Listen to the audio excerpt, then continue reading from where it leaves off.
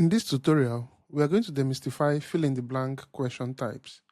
Fill-in-the-blank type on the Venlearn Editor is a very important question type that can be used to assess students on their ability to remember answers simply by typing it into a field or a box. The fill-in-the-blank question type has so many properties that we need to talk about in this tutorial. So I'll spend more time talking about how we can use the fill-in-the-blank questions and the different modes and settings we can use to set our questions for fill-in-the-blank. So the first thing you do is ensure that your paper type has a fill-in-the-blank set, or at least a mixed, depends on what you want. So we can add a question. Let's just add one question. So automatically it's a fill-in-the-blank question. So the first question here can be, in what year did Nigeria gain independence? So the answer is obvious, it's 1960. So in order for us to enter an answer, we can click on the manage answer. Now, to add an answer, fill in the blank allows us to have one or more answers, because they can actually be multiple correct answers for fill in the blank. It depends on the question. In this our case, 1960 is the single answer. So we can just add the answer and say the answer here is 1960. Remember, these are also properties. So you can hover over each of the items and see what they do. Now, you can assign marks to this. So by default, it's the full mark. But for some reasons, if the answer is not 100% correct, you can assign half, quarter mark, or 1/3 of the mark. There are other options like simple and advanced. So the type of answer is a simple answer, meaning that the system or the parser tries to match the answer exactly as it is, one-to-one, character by character. But there are much advanced way of setting answers. We'll talk later. Then there's another option, set answer field character length. We'll come back to that. So we can add an answer. So I think we are just good with this answer. We can cancel. So if we look at the preview, you can see that in what year did Nigeria gain independence? So the answer here is 1960. So the examinee or the candidates can just enter the answer. And then when they submit, the system is able to mark them based on the answer entry we put here. So you can go back to properties. So let me correct the spelling here.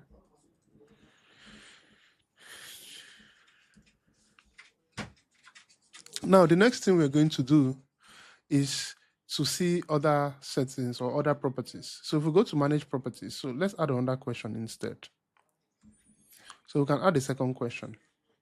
So the second question is, how many eggs are in the crate? So say, for instance, the answer is 3 eggs. So you can add an answer entry and say 3 eggs. You can leave everything as default, and you can have a one-to-one matching.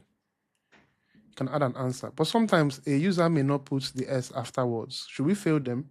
Well, you can add another entry and say 3 eggs, 3 egg. This is a permissible answer. And then, but because they fail to add the S, we may decide to give them half mark instead for this answer. So with these two, whenever the user types 3 eggs, they'll be given the full mark, but whenever they omit the S, they'll be given half mark. So in similar way, you can add as many entries as you want based on the user's choice. So I think we are good. So what it means now is, if we go to the preview and the user enters 3 eggs, they will be scored correctly, or 3 egg, they will also be scored, but they will get half mark. Now, let's look at another example that is a bit more advanced. Now, before we talk about the other example, you may also want to ask, in earlier tutorial, I already discussed some of these properties, but I think I would have to recap. So there are properties that are peculiar to fill in the blank questions. Let's use a new example to illustrate it. If I add a new question now, this is the question field where you enter your question.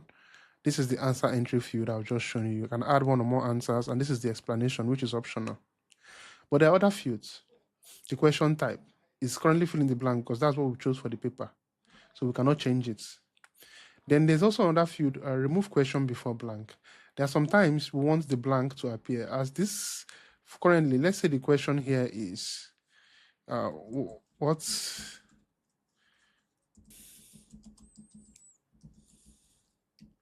of the organ for smell?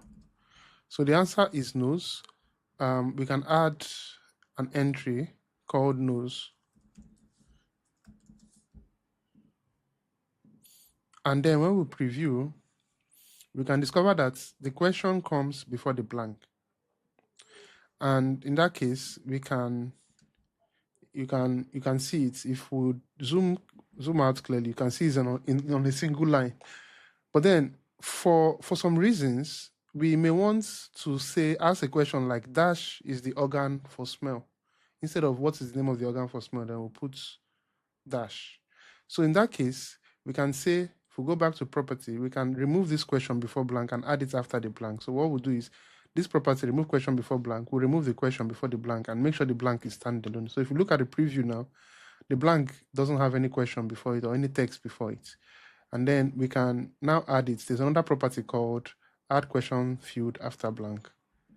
We'll now add it, yes. So in this case now, we can now say nose or dash is the organ for smell. So when we go back and look at the preview, we can discover that nose is the answer here, and then the user will get it correctly. So that's the essence of those properties. Then we also have add option. So there's some property that allows you to add options to the questions. Still fill in the blank, but they give you multiple choices. So you can be reading a passage and you see a dash. For example, I can give the 5 sense organs as options. So add answer options. So if you want your fill in the blank to have options, you can click on yes. So automatically as you add yes, it has brought in 2 new properties, options counts, correct option. Okay? Then allow shuffle option and some other properties that are added. So we can say the first option is nose, which matches the field we entered, right? The second option is, tongue. Third option is ear. And the last option is eye. So we will choose the correct option, which is, of course, nose. Option A. So each time we add an option, it removes the answer entries field because we no longer need it. So the next thing is we can leave everything as default. If we go and preview again, you can discover that select an option is an organ for smell. So when we click it, we can select nose, tongue, ear, or eye. So Venlearn also have the ability to add options to fill in the blank. So that's the essence of this property. Add answer option, yes. So the moment you add it, it brings in 2 new property. But let's remove it. So when we remove the option, you discover that it's gone. And then we still have the previous settings as it is. So if we look at the preview again, it's now a pure blank. So you can discover that there are a lot of settings you can do to configure your blank in certain ways. Then the other properties, question section, score weights, question topic, difficulty level, add case study, you're familiar with it. So another one is stripe white spaces. This option is more useful for, I think, question 2. Question 2, if you look at the answer, we have 3 eggs. Okay? Or it can also be applicable to question 3 anyways. Question 3 is nose. But sometimes users may type an answer like, they can leave some spaces before nose or add some spaces after it. And sometimes the spaces may be mistake or it may not be deliberate, or some people, their keyboard is configured in such a way that after they type the last character, it adds an extra space. So in that case, we may know if they add space before or after, the system won't be able to match it one-on-one because space is a character.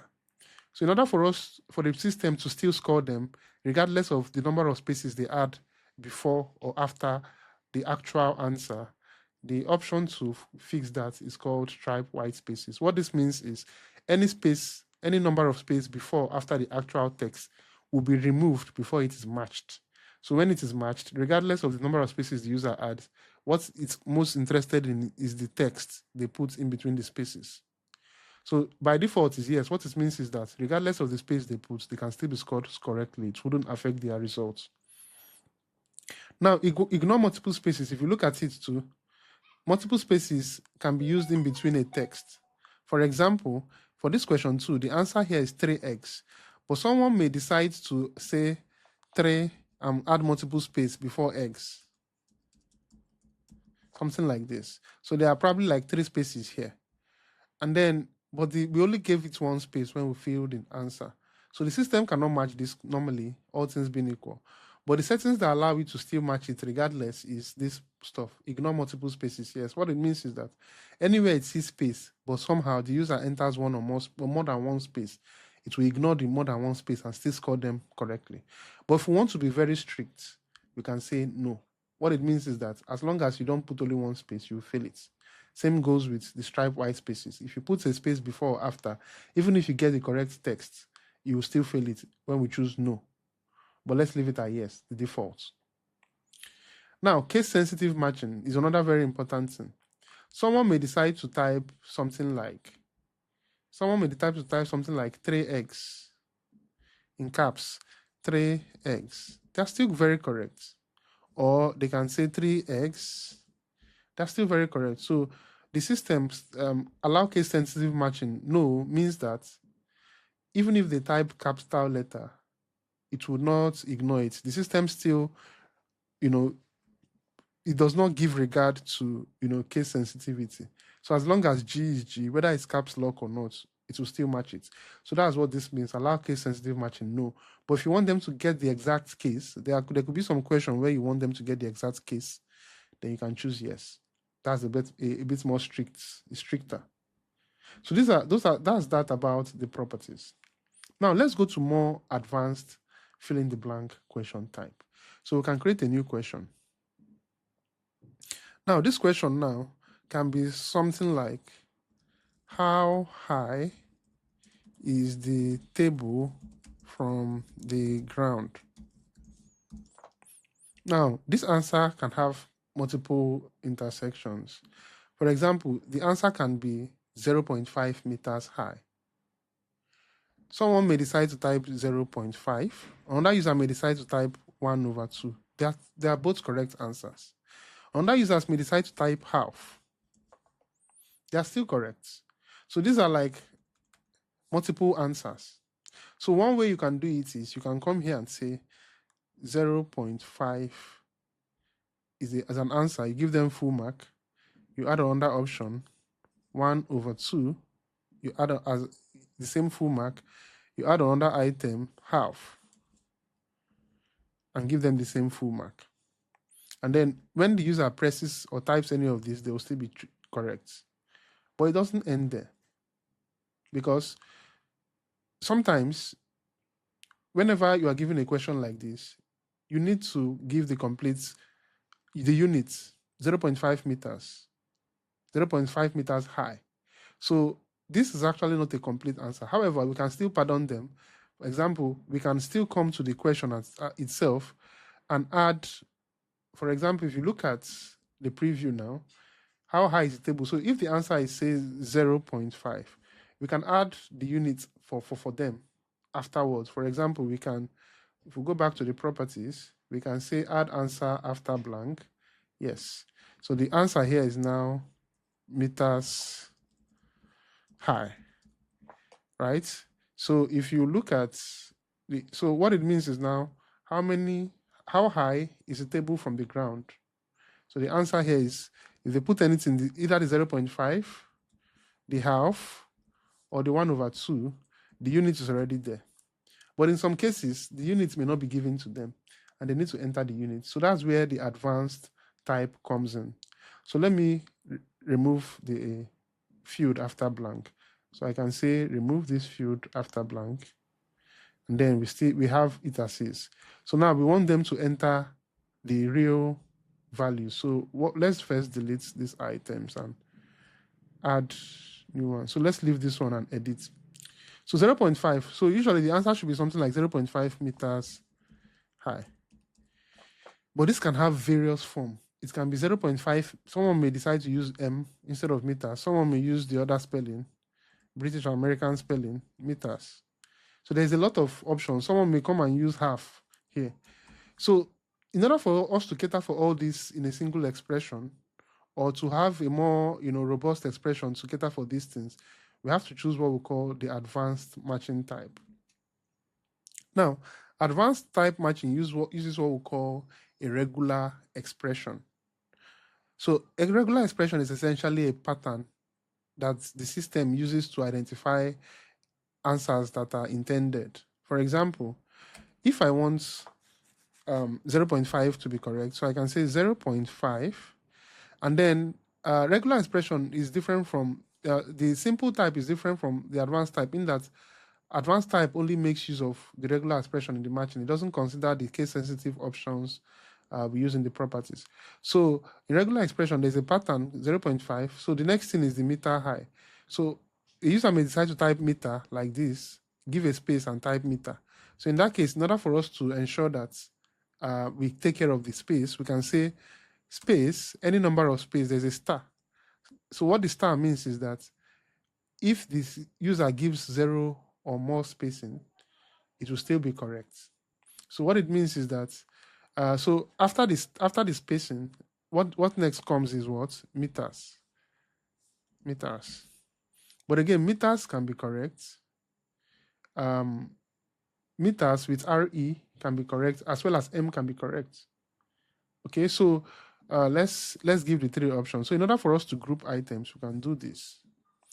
Put it in bracket and say meter can be correct. So we use the vertical bar sign to give options. So meter is an option. METR is also an option, as well as M is an option. So whenever the user types 0.5 meter or 0.5 meters or 0.5 M, they'll be correct.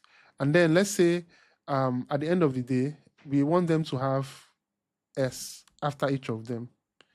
0.5.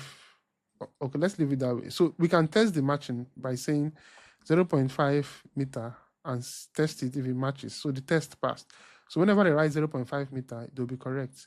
If they add an extra space and put M, they will also be correct, because remember, this space star means 0 or more space. If they also type METER, they'll also be correct. If they type MTEETRE, it will be correct.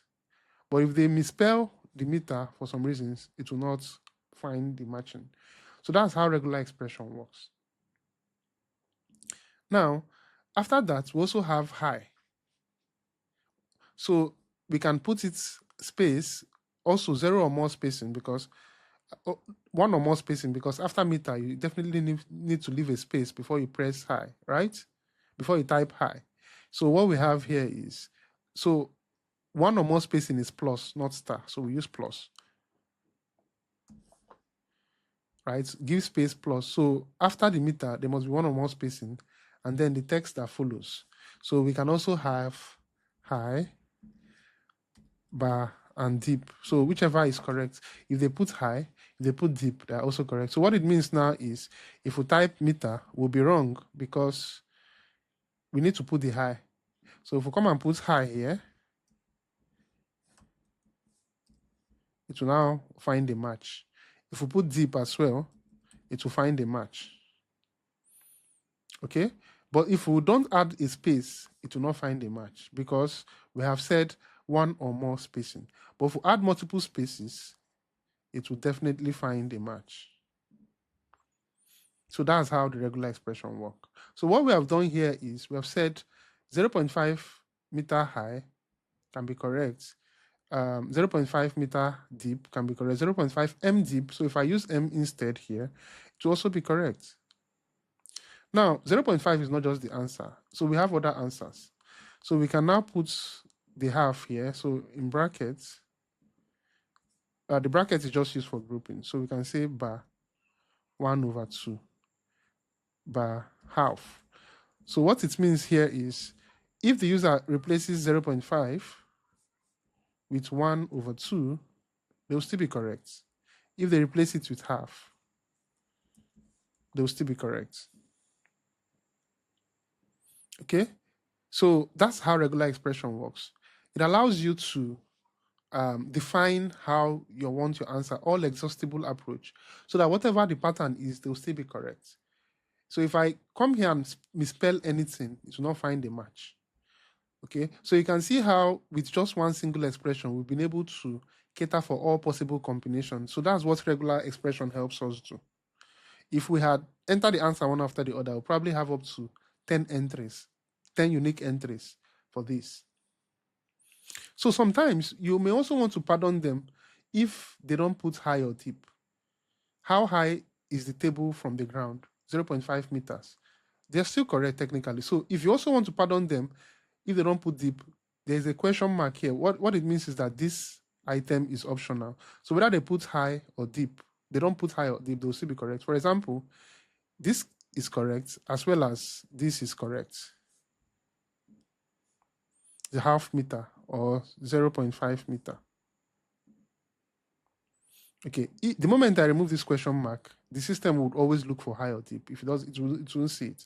So this question mark shows that this can be optional because they could still be correct whether they put it or not. So it depends on what you want, whatever strict level you want. Okay, so if we are good with this, we can edit answer. And now the answer to this question now can be anything 0.5 meter high, 0.5 meter deep, or whatever we want. So that's that about fill in the blank question. You should check our documentation for regular expressions so that you can understand it. So it's pretty straightforward. You just need to understand the basic of how regular expression works so that you can express your answer in whatever format you wish or you desire. Now let's look at one more example. If we go to, I think the first answer we had here was nose and 1960. Now, there's also, we can edit this answer and make it better for the users to guess correctly.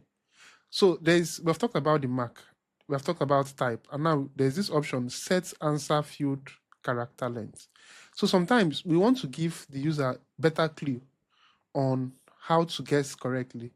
And one way to do that is to click this, make this yes. What it means is that 4 boxes will be shown for them to enter the answer. So if you edit and cancel, you can see that in the preview, in what year the Nigerian gained independence, the user will now know that, oh, it's a 4-character answer. And so they can put in the 1960. So the number of characters give a clue of what the answer is, because when you see there are 4 characters, you start to think, okay, what are the possible 4 characters that could be the answer? It doesn't stop there. Sometimes you want to even give them extra clue. So if you want to say, let's 1 and 6 be checked by default, so that when they are viewing the answer, they will see that all they need to fill is 9 and 0. It's a better clue for them. So even kids in primary school can use this software because you can provide clue. So they discover that the first letter is 1, is pre-filled for them, and then the third is 6, is pre-filled. So many people will most likely guess correctly that the answer is 1960. So Venlearn also offers you the opportunity to pre-fill the fields, to give them the number of slots, and to pre-fill it so that you can give them the slightest clue. Now, before we go to a very typical example, there was a property we were talking about when we were talking about paper. If you go back to properties. So there's this property called questions navigation flow. Default is multi-page. So what it means is that each of these questions, if you look at the preview, they are shown in different pages. This is the question for 1. This is the question for 2. This is the question for 3. And this is the question for 4. But there are some kind of quizzes that allows you to see all these questions in a sort of single continuous flow. More like you are reading a passage and then you are seeing the dashes to fill it in. So in order for us to group all these questions into one single large question, we're going to use the property. We're going to change it from single page, we're going to change it from multi-page to single page continuous. So when we choose single page continuous and we go back to question 1 and we try to preview it, we'll discover that all those questions now are appearing in one as one.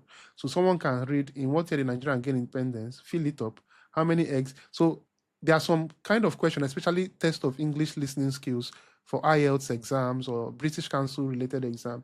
There are questions they set where you read a passage and fill the blank accordingly. So with this software, you can do something like that. I'll show you a typical example.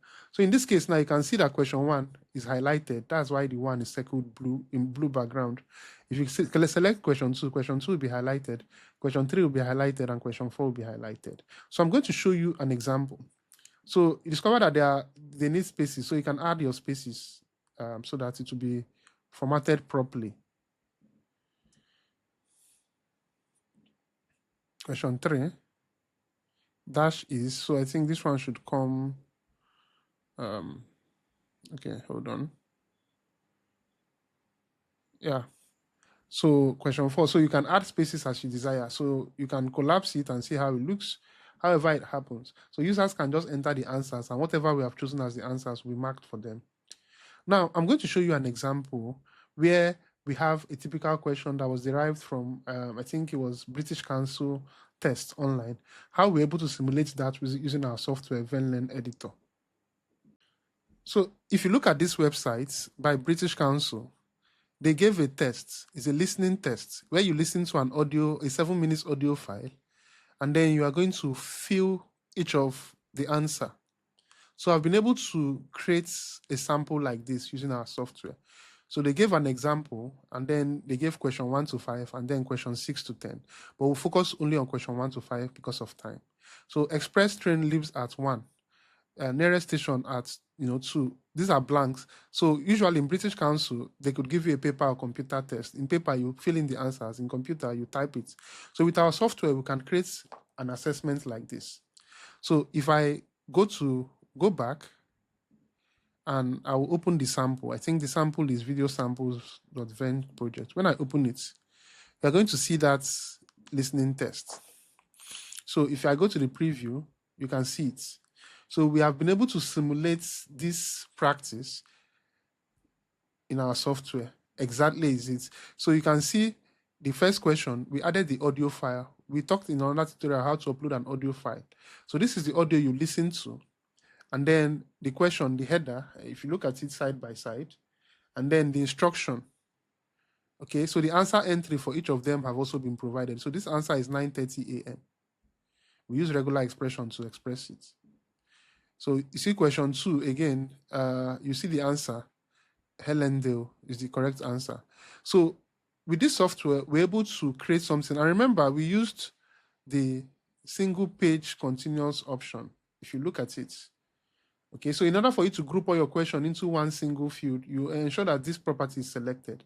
If you select this property, each of the question will be broken down into different pages. So that's what it means. So looking at this question now and looking at the preview, the user can listen to the audio before answer the question. So when he plays the audio, and then he can choose to answer each of the questions. Transport from Baywater. So the first answer here is 9:30 a.m. They can put their answer 9:30 a.m. The other one is Helendale. Then they can fill whatever it is. So if you look at the sample, we're able to simulate this British Council exam. Look at the website, takeielts.britishcouncil.org, using our software. So we can assign British Council style questions, audio or listening skills to students using the Venlearn Editor. Another example I was able to simulate is, if I go back, if I open a new project, I think it's on another project, new demo. Yes. So you can see we created a fill in the blank question, words and opposites. So we put the dash here. Boy is the answer. Girl is the opposite. Man is to woman. Come is to go. So you can create table-like structure for our fill in the blank where you can ask things like the words and opposites. So the system allows you to sort of structure your content however you want, and allows you to fill the blanks. Let's say for this question 1, the answer is boy. We want to give them 3 slots to enter boy. All we need to do is to go to question 1, click on manage answers, add an answer entry, boy, then choose set character field, yes. So you can discover now that boy is given 3 slots. So whoever is taking this will see that the answer to this number 1 is a 3 slots answer, or 3 slots characters, or 3 characters, and then followed by the opposite, man. So that's how this works. So that's that about fill in the blank style question. In this tutorial, we went through a lot. We're able to show you how to create fill in the blank questions, how to enter different answers and different entries, how to manage an answer, the different types of answers, the simple and advanced, how to assign different marks, how to test an answer that is a regular expression. We also talked about the different properties of the fill in the blank question and how we can create an IELTS-style listening test with the Venlearn Editor software. Thank you for your time and see you in the next one.